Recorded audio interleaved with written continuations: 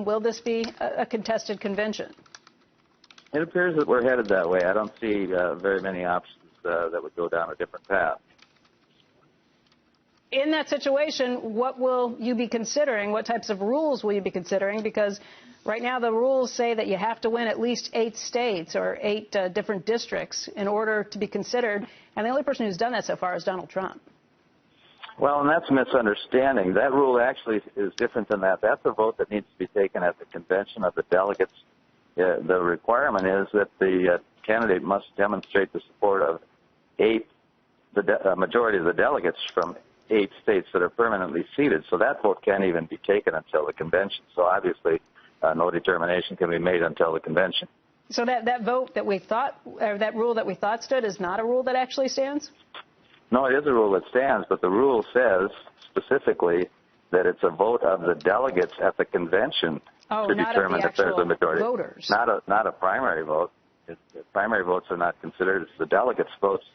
The delegates cannot vote until they're permanently seated, and that's the first action of the convention. So most of the delegates are going to be bound delegates who are required to vote as the voters sent them. I think there's only like 116 unbound delegates. And Gary, maybe you can weigh in and say whether you think things will go, how you think things will go on this first vote if most of these delegates are bound. Well, first of all, North Dakota is one of the states. There's 3 states and 2 territories that have unbound delegates. Correct. I think there's about 112 of them. And North Dakota is one. Our convention is in April 1st, and then that'll determine if I'm actually one of the elected delegates that are elected at the convention.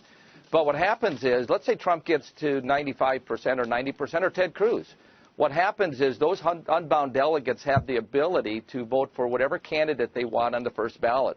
And that is what could change and give power to those delegates who will be voting on that first ballot. And, of course, once you go to the second ballot, if no one wins with 50%, which is really majority 50% plus 1, then it's all bets off. Okay, I understand that these are the rules and that there's all kinds of crazy arcane rules that could be voted on between now and then. But, Curly, let me ask you, if Donald Trump heads into the nomination, maybe he's short of the 1237 required, if you give it to someone who has a much lesser percentage of the voters who have actually turned out for these primaries, don't you worry that you are going to just send chaos and anger into the Trump supporters, into the people who feel like their votes don't matter? No, I don't think that's the case. If it would just be understood. We have a problem with the media.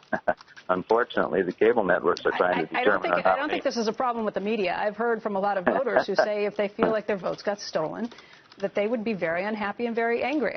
I think you're looking at a different situation. I realize these have been the rules, but the last time these rules were put in place was 1976. It's been a long time since then. Yeah, they're still there. Yeah, that's a problem. The media has created the perception that the voters will decide the nomination, and that's the conflict here. We feel like we live in a democratic society. What you're telling me is it's not a democratic society, and your votes don't necessarily matter because it's a democratic representation, correct?